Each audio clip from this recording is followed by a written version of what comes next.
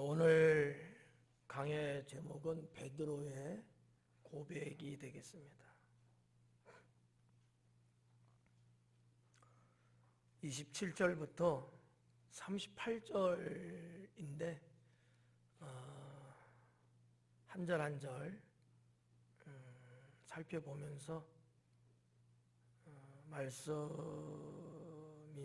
여러분 영혼에 살이 되고 또 여러분들의 신앙생활에 큰 능력이 될 수 있기를 축원합니다.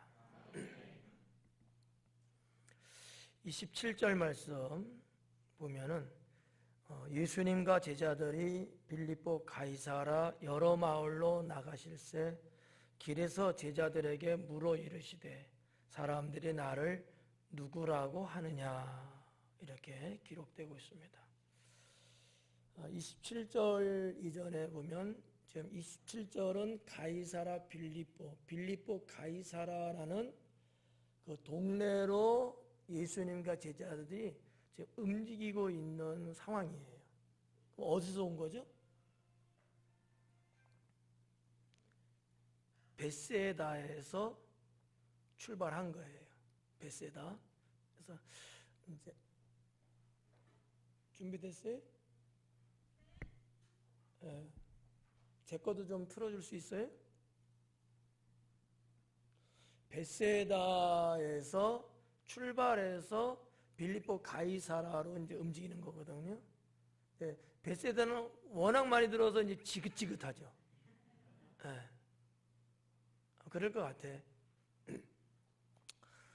지금 지도에 보면 확대 좀 해줘요. 벳세다를. 됐어요. 아니, 바닷가는 조금 보여줘야지. 지금 여러분 보시는 갈릴리 호수 바다 위로 쭉 가면은 지금 요단강이 지금 이렇게 돼 있잖아요. 거기에서 여러분이 보시는 오른쪽에 벳세다가 있잖아요. 저기서 이제 출발을 해서 빌립보 가이사라라는 데 북쪽으로 올라가는 거예요. 전체 화면 좀 보여줘요. 그 거리가, 자, 지금 밑에 호수 북쪽, 아니, 움직이지 말고, 호수가 보여야지. 저 벳세다라는 그 호수 맨 위쪽서부터 쭉 위쪽으로 올라가면 빌립보 가이사라가 나와요. 이 거리가 어느 정도 되냐면 직선 거리로 약 42km 정도 나와요. 직선 거리. 뭐 길로 막 이게 아니고 그냥 직선으로. 그리고 이제 길로 따지면 약 한 60km. 가까운 쪽은 약 한 55km. 하여튼 50km에서 60km 정도 되는 거리예요. 비행기가 아니니까 아무래도 길 따라 가야 되지 않겠어요? 길 따라. 그러면 60km를 잡았을 때에 보통 어른들이 하루 한 10시간 걸으면 40km 걸어요. 10시간 꼬박 안 쉬고. 그러면 60km면 하루 반이잖아요. 근데 지금 예수님은 그 어느 아줌마들이 이렇게 걷지 않았거든. 제자들하고 대화 나누시면서 가르치시면서 이렇게 이제 보통 걸으셨어요. 그랬을 때 그렇게 보면 한 30km 정도. 해가 떠서 아침 저기가 이스라엘은 해 뜨고 해 지는 게 거의 새벽 6시 정도에 떴다가 저녁 6시 정도 되면 지는 동네예요. 거의 흡사하게. 우리처럼 8시 반까지 이렇지 않아요. 거의 차이가 별로 없는 나라예요. 그러니까 6시 정도에서 조금 틀어지면 5시 한 50분, 6시 20분 이 정도 사이 3, 40분 정도 차이가 안 나와. 1년 내내. 그러니까 그 해 뜨고 해 질 때까지 12시간이잖아요. 그러면은 한 10시간 잡으면 꼬박 이틀을 걸어서 가야만이 도착할 수 있는 곳이 빌립보 가이사라라는 동네라고 하는 것이죠. 자, 한번 벳세다 한번 그 동영상 저기 360도 한번 좀 돌려봐줘요. 저기 보이시죠? 수덕. 지금 여러분 화면에서 잘 보이실까? 여기가 지금 베세다 들녘이거든요. 오병이어의 기적이 일어날 때 사람들이 어디에 앉았다? 잔디 위에, 풀 위에 앉았다 그랬어요. 여기는 그런 동네예요. 봐봐요. 많죠? 네. 그리고 아니 내가 사인도 안 했는데 막 가지 말고 그래서 저쪽으로 쭉 보면 지금 희미해요. 지금 여러분 이 지금 화면상 희미한데 그냥 사진 보면 그래서 잘 보여요. 저 끝에가 뭐가 보이냐면 갈릴리 호수가 보여요. 직선거리 얼마 된다 그랬죠? 3km. 3km 돼, 3km. 3km 되는 거리예요. 이게 웬만하면 날씨 좋으니까 보면 그냥 보이는 거예요. 3km, 직선거리 3km면 우리 교회에서 원당에서 가곡리 정도. 가곡리 맞나? 기지시 가는데. 그러니까 뭐 시곡리. 그 정도가 한 직선 3km 나와요. 그냥 보이죠 뭐. 우리도 지금 옥상 올라서 보면 보이거든. 그러니까 저 뒤쪽에 좀 희미하게 지금 갈릴리 호수가 보이는 그런 동네예요. 한번 돌려봐줘요. 쭉 한번 돌려봐요. 360도로. 다 저래요. 한국하고 비슷하죠? 예. 그러니까 베세다가 뭐 이렇다 제가 말로 이렇게 설명하면 설마 아유 그 중동 지역이고 사막이고 광야고 그런데 아니에요. 저 봐요. 뭐 당진보다 훨씬 푸르른데? 저런 곳이다라는 거. 그리고 이제 보시면은 베세다도 이렇게 좀 이렇게 아랫역으로 약간 경사져서 이렇게 돼 있잖아요. 저 갈릴리 호수 쪽으로 계속 조금씩 경사지 이렇게 돼요. 그러니까 사실은 예수님께서 저기서 말씀 전하시기에는 딱 좋은 거지 그냥.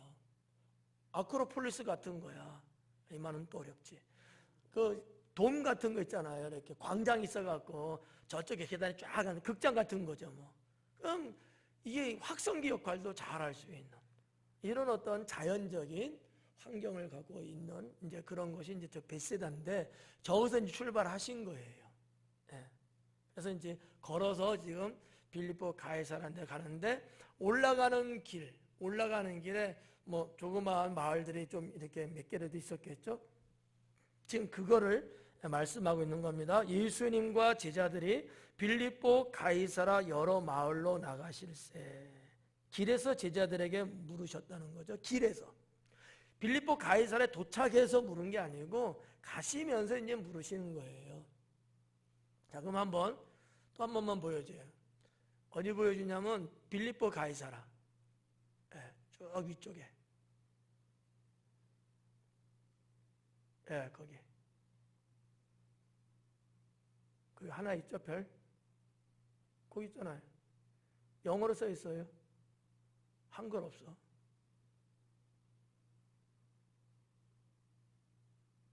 예, 수도. 저기가 지금 빌립보 가이사라라는 데인데 저기가 신전이에요. 지금 카메라가 지금 이렇게 잡아서 그래. 이렇게 보면은 신전 동굴 같은 게 이제 있어요. 예. 저기 보이죠? 예. 저기가 우상을 섬기고 뭐 그랬던 제단을 쌓고 이랬던 그런 장소예요. 저게 이제 빌립보 가이사라라고 하는 데죠.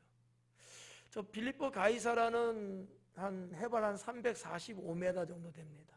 높이가 산 높이가 345m. 외워도 되고 안 외워도 되는데 외우는 사람이 똑똑한 사람이야. 3, 4, 5잖아 그냥 3, 4, 5 345m. 그러면 345m 하면은 도대체 어느 정도 높일까 참 감이 안 잡히니까 우리 동네 제일 높은 산 몇 메타? 모르죠 잘 그죠? 예. 아미산보다 4m가 적어. 그럼 얼마? 349m. 아미산은 349m의 해발. 그 다음에 빌립보 가이사라는 345m. 예, 거의 비슷한 데죠. 저 빌립보 가이사라에서 이렇게 또 쫙 또 내다봐도 저기는 뒤쪽이 헐몬산이 있어갖고 지형 자체가 헐몬산부터 이렇게 조금 쭉 내려가면서 저기 사해 바다까지 점점 낮아지는 이런 지형이에요. 그러니까 이렇게 앞에 그냥 쫙 보이겠죠? 저 빌립보 가이사라는 일단 사진들을 먼저 보여드리고 제가 강의를 좀 하도록 할게요. 봤다 했다 하면 좀 그러니까. 자, 거기서 좀 그 360도 있죠? 돌려보세요. 예. 좀 내리세요. 하늘 볼 건 없으니까 내려서 오케이. 좀 더 돌리시고. 예. 저기 지금 뭐가 지금 보이죠? 저게 요단강이에요.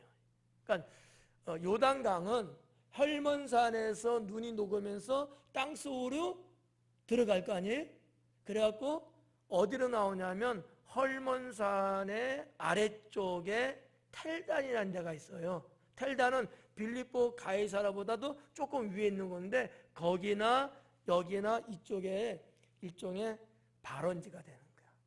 이쪽에 이제 샘들이 막 터져 올라와요. 근데 저 보시면은 이따가도 한 번 더 보여줄게요. 저 강폭이 한 우리 교회 이 너비나 좀 더 될까? 이 정도 되는데 흐르는 물량이 엄청납니다. 저 사막 광야 지역이지만 한번 다른 그 밑에 사진 하나 더 보여주실래요? 그거 말고 밑에 사진 위에 거. 예. 그거에 위에 거에 두 번째 거에 그거? 예. 한번 돌려봐줘요. 예. 넓죠? 우리 이 정도 나오겠죠? 제가 가봤으니까 알잖아. 하여튼 좀 넓어요. 그래서 이제 여기는 그래도 평평해갖고 물살이 이렇게 없는데 여기를 조금 벗어나면 이렇게 물살이 엄청나게 셉니다. 예. 여러분 알다시피 여호수아가 이스라엘 백성들 데리고 요단강 건널 때 예. 그때 건널 수가 없었잖아요. 그때는 한 5월 달쯤 물이 엄청나게 많을 때인데 여기 지역은 아니야. 더 하류 지역이지만 하루는 훨씬 더 물이 이제 많을 수밖에 없어요. 여기 상류니까 최상상류 여기는요. 그런데도 물이 저렇게 많아요. 이 이제 빌립보 가이사라는 지역이 이제 그렇고 그거 한번 빠져나와 보셔요. 그리고 베니아스 좀 보여줘봐요. 그 밑에 왼쪽에 베니아스 별표 하나 있죠. 예. 맨 위에 사진 그건가요? 예. 저기도 이제 그거 말고 그 밑에 거만. 예. 그 밑에 저 폭포 없어요? 그 베니아스에? 저거는 요단강 좀 내용 똑같은 거고 바니아스라고 써 있어요 영어로. 예, 저거 보이시죠? 제가 이렇게 말씀드렸던 폭포예요. 예, 저 동네 이름이 바니아스야. 그러니까 영어로는 바니아스고 원래 헬라어로는 파니아스. 예, 봐봐요. 저게 떨어지면서 저 밑에 이제 돌들이 있는데 부딪히면 물이 튕기면서 무지개가 쫙 이렇게 보여요. 여기는 무지개 없는데 제가 찍은 사진에는 무지개가 같이 이렇게 있어요. 그거 돌리는 거 있나요? 360도? 그건 아니고 밑에 거. 요 정도만 보죠 뭐 그냥 하면. 요 정도. 자, 그러면 하나만 더 볼게. 나 빠져나가서 지금 빌립보 가이사라 위쪽 헐몬산 별표 있을 거예요. 더 올라가서 헐몬산. 그 맨 위에 오른쪽에 너무 올라간 것 같은데? 예. 저 맨 위에 사진 한번 찍어봐요. 예. 눈이에요. 눈. 만년설. 이 헐몬산의 높이가 백두산보다 높아요. 백두산이 얼마죠? 미안합니다. 2744m. 이 헐몬산 더 높아. 그럼 얼마냐? 2814m. 1년 내내 저 꼭대기에는 눈이 덮여 있어요. 자, 그 밑에 있는 사진 한번 봐줘봐요. 깜짝 놀랄 거야. 저 뭐죠? 무슨? 케이블카? 저기 스키장이 있는 거야. 저 중동 사람들이 저기서 스키를 즐기기 위해서 대한민국 당진 사람들도 못 즐기고 있는데 엄청나게 인기가 좋아요. 그 밑에 보면 사람들 많이 지금 스키 하고 있는 사진도 같이 있을 텐데, 됐습니다 이제. 네. 잘 보셨죠? 네. 자, 이렇게 우리가 평소에 그냥 알고 있는 중동 땅, 광야와 사막의 지역, 뭐 이렇게 하면은 뭐 그냥 다 보편적으로 풀도 없고 살 수도 없고 뭐 모래바람이나 불고 막 이러잖아요. 저런 곳도 있다는 거지. 그러니까 저 헬몬산서부터 쭉 산맥 타고 내려가서 어디까지? 물론 이제 다 그런 건 아니지만은 요단 들녘까지는 상당히 푸르르고 곡창지대. 그러니까 아브라함 조카 롯이 그 넘쳐나는 초지를 보고 그 길을 간 거예요. 이해 가시죠? 예. 야, 쟤는 왜 뭐 때문에 간대? 다 이유가 있어서 갔을 거야. 그러한 이스라엘이라고 보시면 되고요. 자, 그러면 이제 빌립보 가이사랴에 대해서 좀 여러분에게 역사적으로 또 좀 정치적, 종교적인 얘기를 살짝 말씀드리고 할게요. 다 이게 27절에 해당되는 내용이야. 성경에 없지만 이 가이사랴 빌립보 아니면 빌립보 가이사랴라는 이 지명은 원래 지명이 아니에요. 원래 지명은 파니아스. 네. 그래서 지금은 그 동네 파니아스라는 이름을 지금 쓰고 있어요. 근데 이 파니아스인데 주전 20년. 네. 여러분들은 다 무슨 말인지 아시죠? 주전하면 주전자 말고 예수님 태어난 날짜가 기후 1년, 그죠? 그러니까 기원 1년이잖아요. 그 전이 이제 주전이죠. BC 20년 전에 로마의 황제 아우구스투스. 네. 이 아우구스투스가 여길 다 이제 로마 시대는 다 점령했을 거 아닙니까? 근데 그때의 헤롯 대왕이면 누구냐면 예수님 태어나기 전에 이스라엘을 다스렸던 왕이에요. 그건 제가 지난 시간에 말씀 좀 드렸는데 그에게 이 파니아스라고 하는 이 동네를 지역을 줬어요. 너 가져. 근데 왜 나한테는 안 주는지 몰라. 네. 여러분도 좀 줬으면 좋겠죠. 좋은 땅이잖아. 줬어요. 가지라고. 그러니까 헤롯 대왕이 얼마나 좋겠어요. 헤롯 대왕이. 네. 헤롯 대왕이 뭐 한 BC 37년에서 한 BC 4년까지 그가 이제 지배를 했으니까 거의 BC 20년에 받은 거예요. 근데 사람이 좀 똑똑한 것 같아. 지혜로운 것 같아. 웬만한 사람 같으면 황제가 딱 줬으니까 그냥 받아서 그냥 땡 이럴 건데 이 사람은 그러지 않았어요. 받아가지고 이게 신전 좋은 이런 거를 이렇게 그러니까 뭐라고 할까 그냥 뭔가 이렇게 내가 받았는데 가만히 있긴 좀 하니까 다시 아우구스투스에게 다시 줬어. 네. 그렇게 준 거예요. 받았는데 이것도 찝찝한 거야. 근데 또 이 헤롯 대왕은 죽어요. BC 4년에 죽잖아. 아, 전화 안 갔어요? 나한테 왔던데.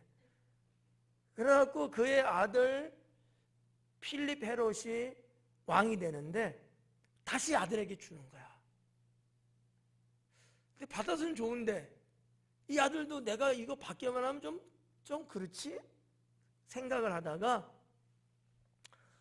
이 도시를 이름을 개명을 하는 거야. 그래서 뭐라고 짓느냐면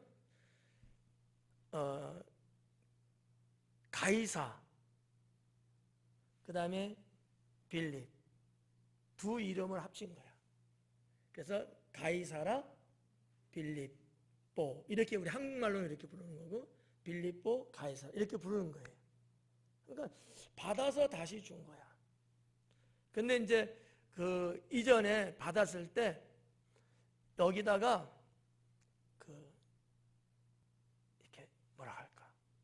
로마가 지배했을 때는 로마인들은 섬기는 신들이 많잖아요. 예. 그 신 중에 하나의 신 이름이 뭐냐면 판이에요. 판신. 근데 이 판은 어떠한 신이냐 하면은 목양과 수렵의 신이야. 목회하는 목양 아니고요. 짐승들 기르고 이렇게 초장에 막 풀어놓고 막 이렇게 목축하듯이 그런 것이 너무나 좋은 곳이니까 그거와 수렵 반대적으로 또 짐승들도 이렇게 사냥하고 이런 데 있잖아요. 그런 것만 관장하는 신이 있어 로마에는. 예. 그게 판이야 판. 그 사람 그 신이.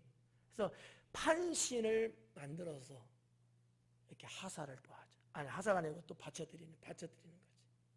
이러한 이제 역사적인 배경을 갖고 있는 것이 가이사라 빌립보 가이사라다라고 하는 거죠. 이스라엘 역사가 이제 한번 봐봐요. 헤롯 대왕이 이렇게 되고 쭉 가다가 지금 헤롯이 분봉왕 헤롯 대왕 말고요. 그의 아들 헤롯이 있었을 때는 아버지가 죽으니까 물려받잖아요. 그래서 예수님께서도 동전을 가져와서 시험하려고 이게 누구 겁냐니까 가이사 것은 가이사에게 하나님 건 하나님께 바쳐라 이러잖아요. 그 가이사 그게 후대에 예수님 사역할 당시의 황제는 가이사예요. 네. 그러니까 그 이전에 가이사가 있어. 그 사람은 언제부터 다스렸냐면 로마를 주전 27년부터 주 14년까지 다스렸어요. 그러니까 예수님 태어나실 때는 그 아우구스토 이 사람이 이 황제가 다스렸고 그 사람이 주 14년에 죽고 그 다음 가이사가 물려받았잖아. 그러니까 예수님 사역할 때는 가이사인 거예요. 다른 황제들이에요. 이렇게 물려받았는데 이스라엘의 역사가 주 70년에 끝나요. 예루살렘이 완전히 멸망하는 거야. 예수님이 그런 예언하셨죠. 돌 위에 돌 하나도 남김없이 다 사라진다는. 그게 주 70년에 이루어지는 건데 로마가 이스라엘을 놔뒀어. 근데 자꾸 찝쩍거리고 해방운동하고 정치적으로 자꾸 그러니까 도저히 놔두면 안 될 것 같은 거지. 그래서 아예 초토화를 시켜버려요. 그 전쟁이 5년 동안 진행됐는데 주 66년부터 주 70년까지 5년간 전쟁을 치릅니다. 이때 이스라엘은 70년에 완전히 망해요. 근데 그 전쟁에 있어서 로마 군대의 전진 기지가 어디 있느냐? 빌립보 가이사라에 있었다라는 사실이죠. 네. 위에서부터 훑고 내려가면 끝나는 거야. 아주 좋은 요새죠. 가버나움 설명할 때도 제가 거기에 로마의 군대가 주둔하고 그랬다 그랬잖아요. 가버나움하고 저기하고 거리가 직선 한 2km 말씀드렸죠. 멀다면 멀고 가깝다면 가까운 거리. 이 전체가 다 로마 군대가 주둔하고 그 지역 전체를 다 관할하는 그러한 이제 전쟁의 역사가 이제 있다라고 하는 것이죠. 지금 그 동네로 지금 가는 거예요. 그 동네로. 그래서 빌립보 가이사라 여러 마을로 나가실 새의 길에서 제자들에게 물어 이르시되 사람들이 나를 누구라고 하느냐? 여러분은 누구라고 해요? 에? 그러면 틀리지. 누구라고 해야 된다고요?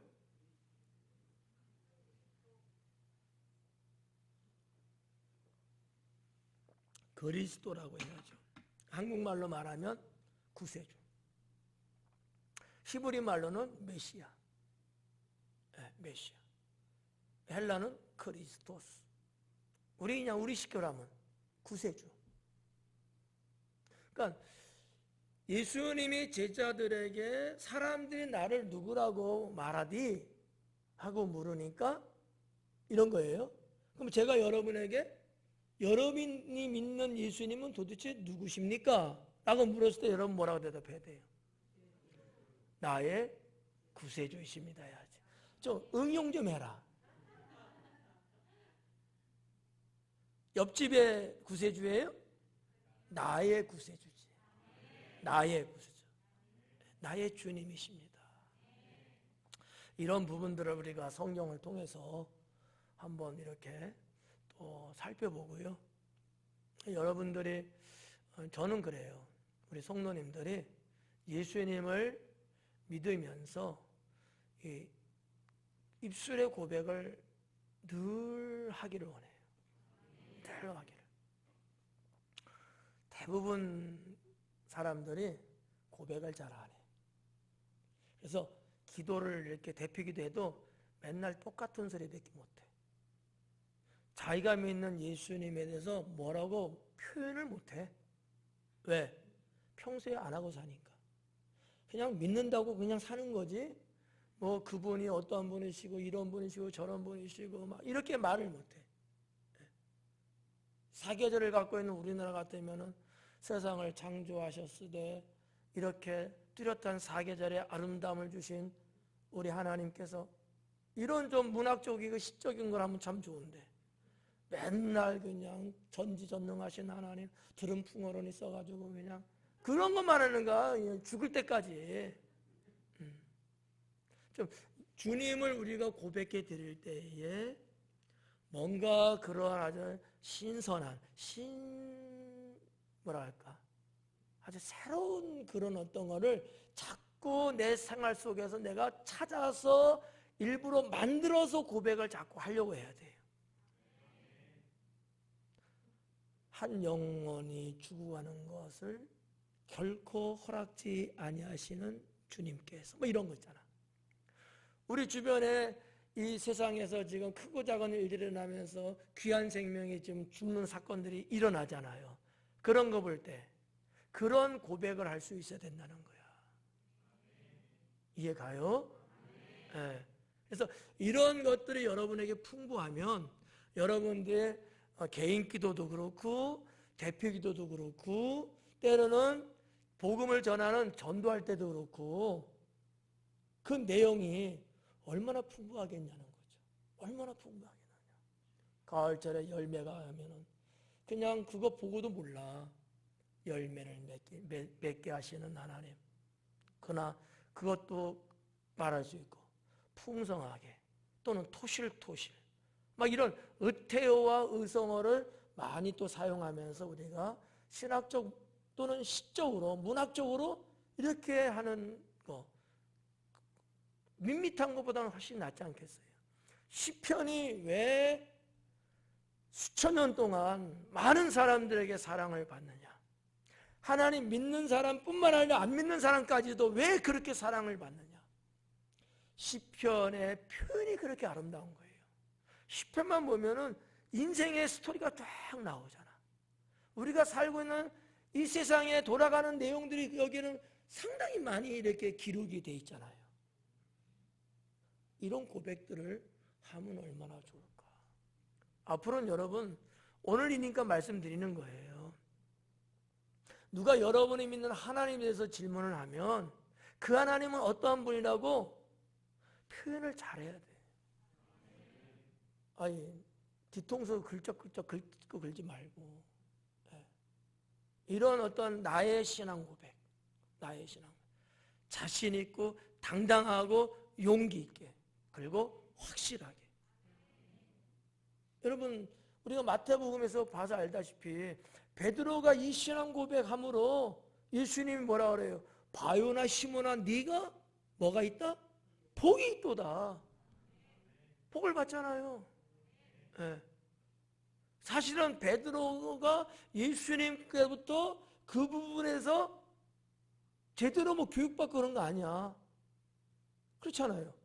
근데 베드로가 그 고백을 하는 거잖아. 주는 그리스도시요 살아계신 하나님의 아들이십니다. 예수님이 뭐라 그래요? 이것을 안 것은 네가 해서 안 게 아니야.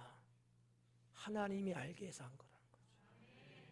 그런 고백 자체도 쓰임 받았던 베드로 아니겠습니까? 네. 그러니까 여러분들이 살면서 기도하면서 대화하면서 하는 이 고백이 우리 하나님께서 받으시기에 아주 흡족한 그런 고백들이 많아져야 된다는 거죠. 알았죠? 네. 제가 여러분을 다 쫓아내면서 들을 수는 없지만 하나님께 그래야 된다는 거예요. 하나님께. 네.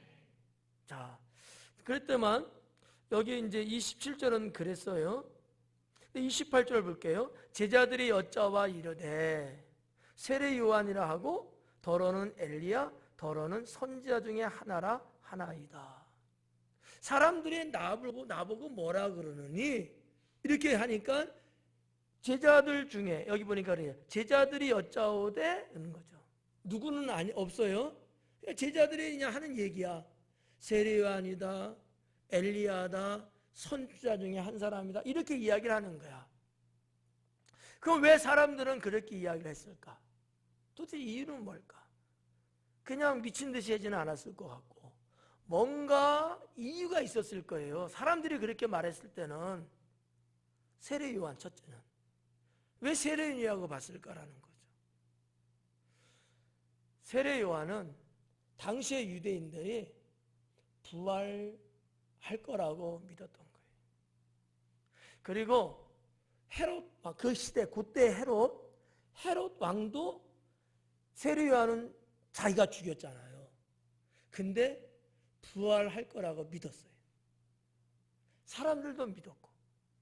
그래서 사람들이 하는 얘기는 세례 요한은 비록 죽었지만 다시 하나님이 부활시켜서 이렇게 생각들을 한 거예요. 그래서 예수님을 보고서 죽었던 세례 요한이 다시 살아났도다라고 말했던 거예요. 그래서 이제 세례 요한이 말이 나온 거고, 두 번째는 누구? 엘리야. 오전 예배보다 성적은 별로야. 젊은데도. 오전 예배는요 70 이상 된 사람이 반이야. 자, 엘리야라 했어요. 근데 왜 사람들은 엘리야라고 생각했을까? 그것도 이유가 있을 거예요. 그거는 유대인들의 신앙 사상 중에 엘리야는 재림을 해갖고 재림을 해서 우리나라 이 나라를 부흥케 할 거라고 생각을 했어요. 당시의 사람들이. 그게 바로 누구다? 예수님이다. 하늘 승천했잖아요. 엘리야가 뭐 타고? 불병거 불말 타고. 주일학교도 안 다녀서 모르지 뭐. 타고 하늘로 죽음 보지 않고 승천했다고 다 알고 있는 거잖아요. 그 엘리야가 다시 이 나라 우리나라를 부흥시키기 위해서 재림할 거라고 믿었던 거지. 유대인들은. 네. 근데 그런 사람이 처음에는 세례 요한이라고 봤어요. 세례 요한은 하늘나라 갔던 엘리야가 온 거다 이렇게 처음에 봤어. 여기에 연장선상으로 예수님도 또 그렇게 보는 거예요. 근데 세례 요한이 그거 못하고 순교했잖아요. 그러니까 누구한테 간가? 예수님께 이제 쏠린 거지. 예수님. 세 번째는 여러 선지자 중에 한 사람이다 이렇게 본 거예요. 근데 셋 다 틀렸죠. 그래서 예수님이 이제 하시는 말씀이야. 그래서 29절에 또 물으시되 너희는 나를 누구라 하느냐? 베드로가 대답하여 이르되 주는 그리스도 신이이다 하며. 자, 마태가 기록할 때는 주는 그리스도시요 살아계신 하나님의 아들이십니다. 근데 마가는 그 뒷부분은 기록을 안 했어요. 그냥 주님은 그리스도이십니다. 이렇게 베드로가 고백했다고 하는 거죠. 아까 우리가 연습한 것처럼 여러분들은 예수님을 누구라고 해야 돼요? 그렇죠. 나의 구세주이십니다. 이렇게. 이거는 구원에 있어서 아주 직접적인 고백이에요. 나의 구세주니까. 그죠? 넓은 의미에서는 죄인을 구원하러 이 땅에 오신 메시아 하나님이십니다. 이렇게 하면 정답이죠. 이제 이러한 부분들을 여러분들이 신앙으로 정확하게 알고 자꾸 고백하는. 그래야 여러분 까먹지 않아요. 요 내용을 우리가 이제 29절까지 이렇게 이제 보고요. 자, 30절 넘어갈게요. 이에 자기의 일을 아무에게도 말하지 말라 경고하시고 그래요. 자, 베드로의 고백까지 들으신 예수님께서 자기의 일을 아무에게도 말하지 말라고 경고를 하셔요. 아무에게도 말하지 마라. 예수님은 베드로의 그 고백으로 흡족했어요. 그러고 나서는 아무에게도 말하지 마라 이렇게 말씀하신 거야. 근데 예수님이 사역하시는 내내 우리가 계속 봐왔지만 어떤 사람들한테 말하지 마라 이런 적이 있었어요. 그죠? 어떤 사람들이었을까? 네? 그렇죠. 병 고침 받은 사람. 그죠? 또 그렇지. 귀신. 또 소경도 병 고친 거야. 제자들. 그죠? 크게 이렇게 세 부류. 먼저 귀신에게. 그 다음에 또 무슨 병이든지 병 고침 받은 사람. 그 다음에 주님의 제자들. 이 세 부류에게 말하지 말아요. 왜 말하지 말라고 그래요? 그렇죠. 때가 되지 않았기 때문이다. 여러분 학습 능력이 이제 나타나기 시작하네. 이게 이제 제일 중요한 거고. 그런데 봐봐요. 자, 귀신들은 그렇다 치고 제자들은 여기 있는 거고 중간에 지금 병 고침 받은 사람들이야. 근데도 불구하고 이들은 알렸어요, 안 알렸어요? 알렸어요. 왜 사람들에게 예수님은 알리지 말라고 그랬을까? 부작용 두 가지 정도를 생각해 볼 수 있습니다. 알렸을 때의 부작용. 첫째는 사람들이 알게 되면은 예수님의 진짜 사역에 방해가 돼요. 예수님이 이 땅에 뭐하러 오셨죠? 영혼 구원하러, 죄인을 구원하러 오셨어요. 근데 지금 사람들이 예수님의 이런 자도 병 고치고 저런 자도 살려고 막 이러면은 사람들이 어떤 사람들이 와요? 그런 사람들이만 몰려드는 거야. 이런 사람이 인산이 있는 거예요. 정말 그들이 하나님 나라 천국 소식을 듣고 진리를 들으려고 온 게 아니고 그러한 자신들의 문제 그리고 그 놀라운 광경을 보고 싶어서 사람들이 막 몰려오잖아. 예수님이 진짜 해야 될 근본적인 사역이 있는데 그거를 하는데 방해를 받는 거야. 여러분 지난 시간에 우리 강의하면서도 얼마나 바쁘고 얼마나 힘들었으면 제자들이 밥 먹는 시간까지도 밥도 못 먹고 계속해서 사역하니까 어때요? 좀 쉬어라. 좀 먼저 먹고 해라. 이것도 또 너무 또 힘드니까 예수님이 주로회까지 며칠 동안 또 잠깐 또 이렇게 다녀오시고 그때 휴가철도 아닌데. 그러니까 예수님의 사역이 어떤 측면에서는 헛바퀴 돌고 있는 거지. 이런 부작용이 하나 있다고 하는 거지. 이런 부작용. 두 번째 부작용은 뭐냐면 당시에 정치인들이나 종교인들이나 이런 사람들이 예수님에 대해서 방해를 하고 지금 예수님은 어떻게든지 지금 제거하려고 하는 아직 때가 아닌데 말이에요. 이런 부분들도 부작용이었다는 거죠. 때가 됐으면은 뭐 그래도 상관없죠. 때가 아닌데 그러니까. 그러니까 예수님이 그러한 차원에서 알리지 마라. 우리 지난 시간에도 봤지만 눈을 뜨게 하시고 어땠어요? 마을로 들어가지 말고 제 집으로 가라 그러잖아요. 이런 거예요. 또 마을 가서 봐, 나 보인다, 막 보여, 그냥 막 동네방네 그냥 마치 개가 눈 오는 날 뛰어다니듯이 이러면 가뜩이나 사람 많이 지금 몰려드는데 더 많은 사람이 올 거 아니야. 그러면 주님이 주무실 또는 쉴 시간, 음식 드실 시간 없는 거예요, 이게 진짜. 하여튼 이런 여러 가지 부작용들이 있기 때문에 그러지 않을까. 저는 이제 그렇게 좀 이렇게 관찰을 이제 하는 거죠. 자, 이렇게 하여튼 아무 말도 하지 마라, 아무에게도 말하지 마라 하고 경고하셨다라는 거죠. 그리고 31절에 인자가 많은 고난을 받고, 31절부터 중요합니다. 아주 중요한 내용들이에요. 자, 인자가 많은 고난을 받고 장로들과 대제사장들과 서기관들에게 버림받아 죽임을 당하고 사흘 만에 살아나야 할 것을 비로소 그들에게 가르치시되 그래요. 한번 하나씩 볼게요. 자, 인자가 그럽니다. 예수님이 지금 하신 말씀이죠. 예. 이 인자는 누구를 말하는 거예요? 예수님을 말하는 거죠. 근데 이제 우리가 문자적으로 말하면 인자는 사람을 말하는 거고 사람의 아들이에요. 사람의 아들인데 그건 사람을 말하는 거야. 그런데 성경적으로나 또 신앙적으로 볼 때 이 인자는 사람을 말하는 게 아니고 메시아를 말하는 거예요.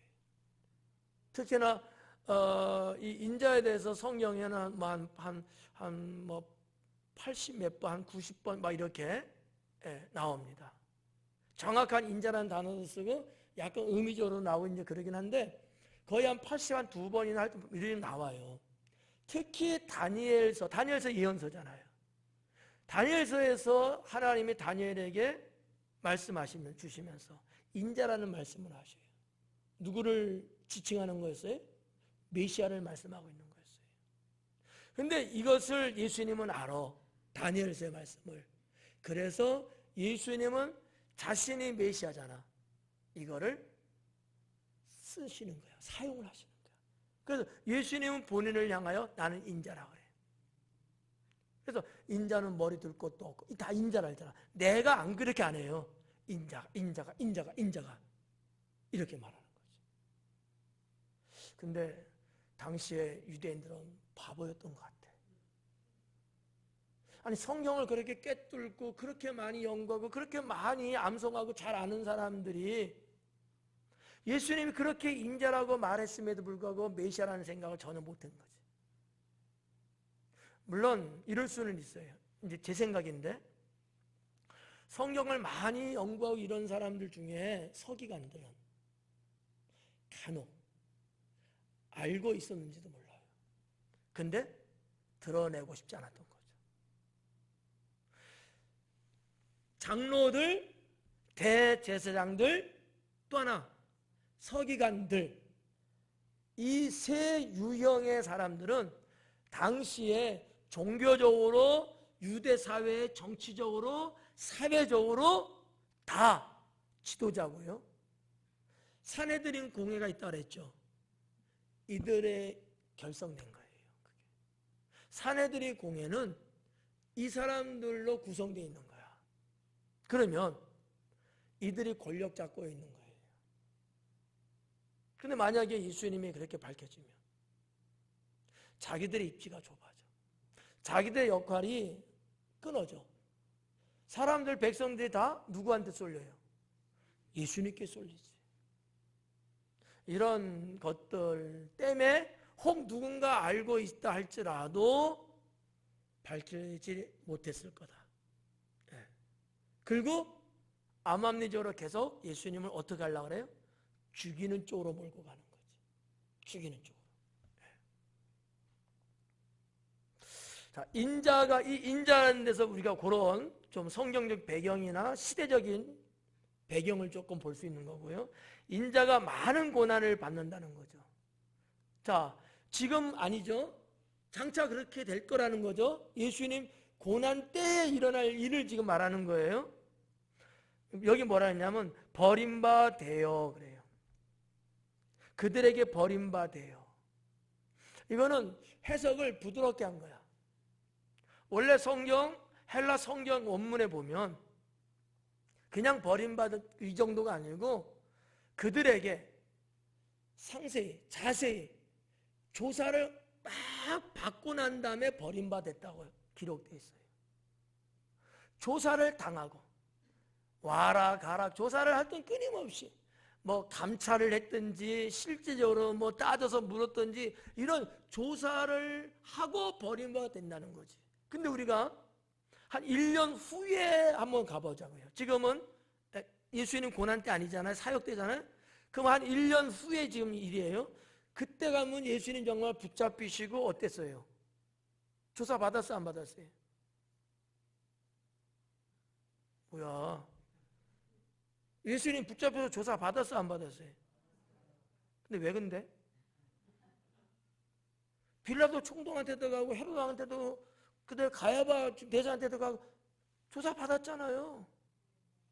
그거야. 그거를 지금 1년 전에 미리 말씀하고 있는 거야. 그냥 버림받은 게 아니고 조사를 받고서 버림받은 거예요. 유대인들에게 있어서 여러분 이 버림받았다는 거. 자, 예수님 한번 봐봐요. 고난 봐봐요. 자, 저를 봐야 돼. 네. 예수님이 붙잡히고 십자가에 돌아가시는 장소가 어디였어요? 골고다. 골고다는 어디에 있어요? 예루살렘 성 안에 있어요? 바깥에 있어요? 그게 버림받은 거야. 유대인들에게 있어서 예루살렘 성 바깥으로 추방당하고 버림받은 거는요 저주에 해당되는 거예요. 아사셀 양 이야기 아시죠?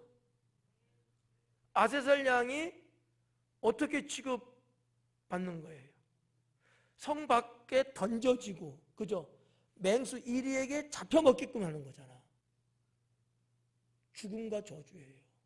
그러니까 예수님이 장차 고난을 받는데 이렇게 사람들로부터 상당하게 조사를 받고 버림받는다라는 말씀을 지금 마가를 통해서 기록하고 있다는 거죠. 이 정도 제가 이제 설명했으면 3살 아이도 다 알아들어요. 네.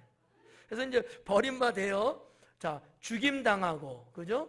죽임당했어요. 그 다음에 사흘 만에 살아나야 할 것을 비로소 그들에게 가르치셨다라는 거죠.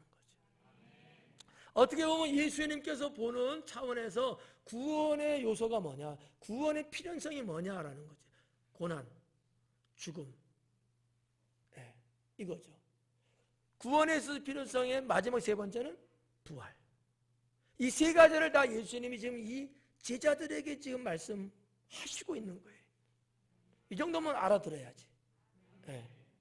근데 기가 막힌 일이 이제 벌어지기 시작합니다. 자, 살아내야 할 것을 비로소 그들에게 가르치시되, 비로소라는 말을 썼는데 원어에는 비로소라는 말보다는 시작되었다라는 거야. 예수님이 이런 부분에 대해서 제자들에게 가르치기를 시작했다라는 거야. 이게 여러분들에게는 그다지 중요하지는 않을 거예요. 그러나 목회자라든지 신학적인 측면에서는 상당히 중요한 내용이에요. 예수님이 지금까지 고백하고 요 전까지는 제자들에게 예수님의 고난이든 부활이든 이런 구원에 대해서 안 가르치셨어요. 이제부터는 가르치기 시작했다는 거지. 구분가요? 네. 지금까지는 안 가르쳤어요. 이러셨어. 근데 이제는 대놓고. 여기 성경에 그렇게 나와 있거든요. 32절에 드러내놓고 걸릴 것 없이 다 이렇게 다 그냥 꺼내놓고 드러내놓고 이제 예수님은 제자들에게 가르치기 시작합니다. 그때가 언제냐? 이렇게 빌립보 가이사라에서 제자들과의 신앙 고백에 대한 사건, 이때부터 아주 중요한 사건이에요. 그랬어요. 기독교에 있어서는. 네.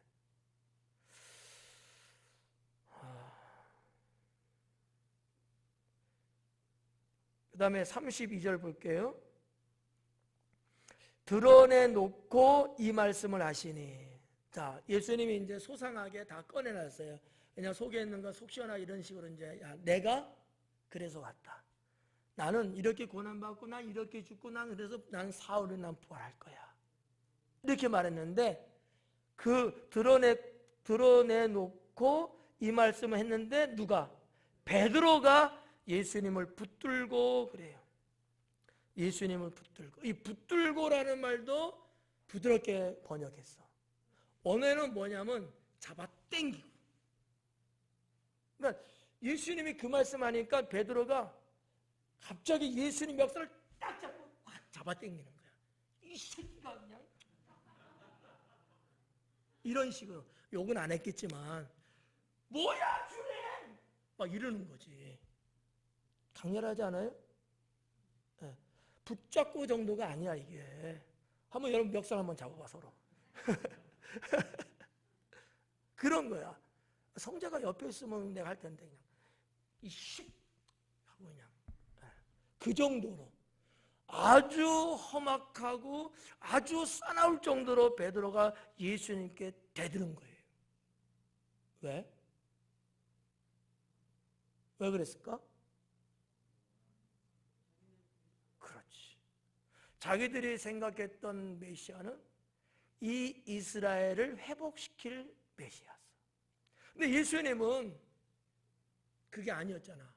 그러면 사람들이 원했던 메시아 같으면은 나 죽는다 이런 말 하면 안 되잖아. 근데 예수님이 나는 고난받고 죽는데 그럼 게임 아웃이잖아.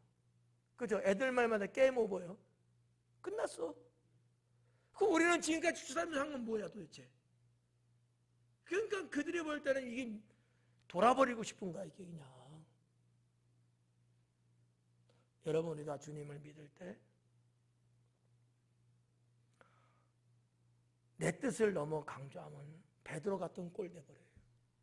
그래서 어떤 분들은 기도할 때 하나님 들이받는 사람도 있대잖아. 왜 주님 내 기도를 안 들으시고 왜 내가 이렇게 금식까지 했는데 왜 이런 일이 벌어지고 하면서 이렇게도 받고 저렇게도 받고 막 주님 멱살 잡고 잡아 당긴대잖아. 나는 잠자는 사람 그러고 싶은데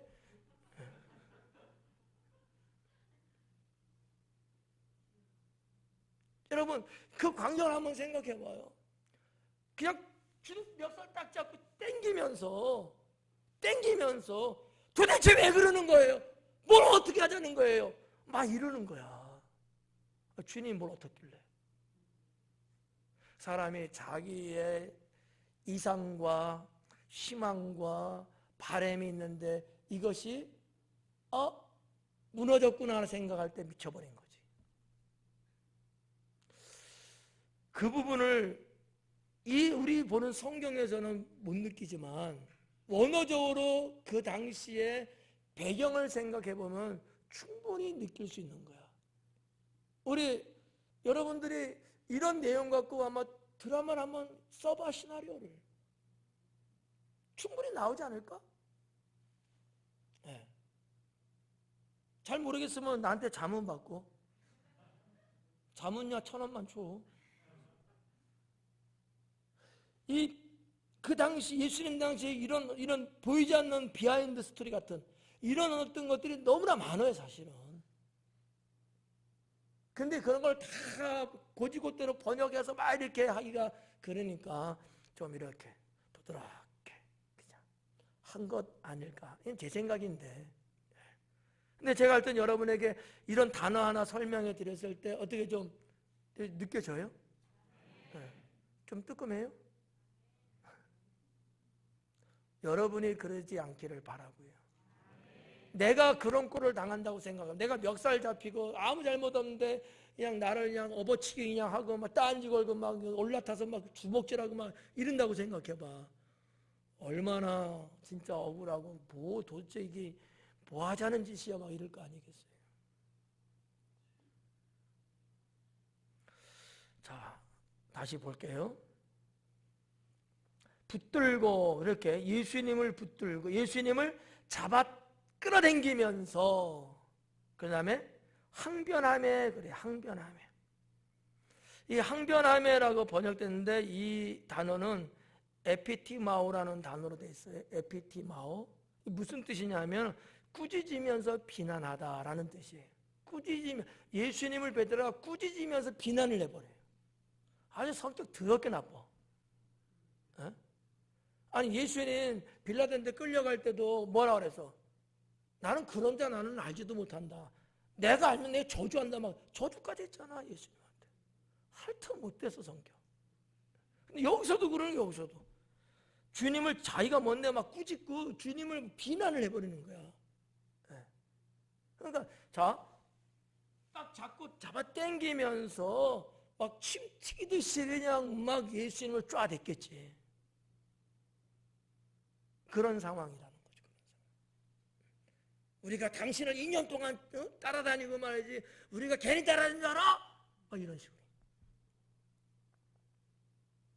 아마 험악하지 않았을까. 워낙 베드로는 또 성격이 또 우악하잖아. 다혈질적이고. 생긴 것도 그렇게 생겼대. 자, 요런 거예요. 항변이라고 번역은 됐지만 그렇게 주님을 욱박지르고 억압하듯이 달겨드는 베드로의 모습인 거죠. 사랑하는 여러분, 우리는 때로 내가 원하는 바로 되지 않는다 혹 그럴지라도 이러면 안 된다. 대적하면 안 된다. 주님을. 다 주님은 뜻이 계시고 계획이 있으시고 우리는 주님을 바라보고 쫓으면서 가면 되는 거지. 그렇잖아요. 근데 이제 조금 있으면 다음 주 12월 4일 날 수능이죠.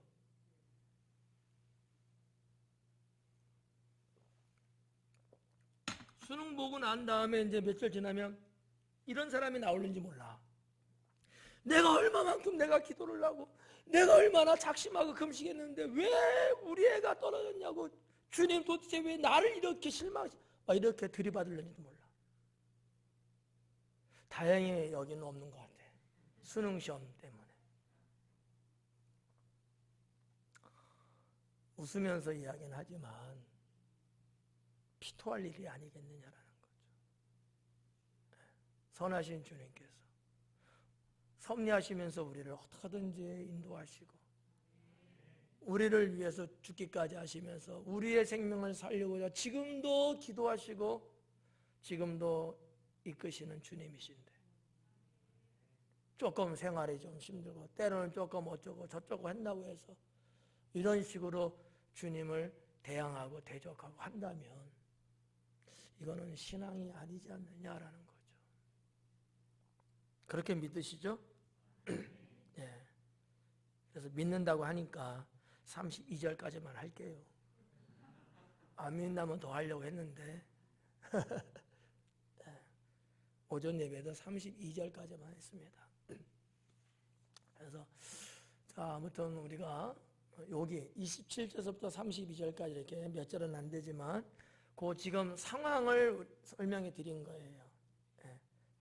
빌립보 가이사라라는 역사적이고 종교적이고 좀 지리적인 그런 것도 좀 봤고 또 예수님과 제자 사이에 주고받은 대화의 내용 또 고백에 대한 베드로의 행동 이런 것들 여러분들이 나름대로 잘 거르셔갖고 정말 신앙생활 하시는데 유익한 하나님 말씀 지식이 될 수 있기 바랍니다. 기도하겠습니다.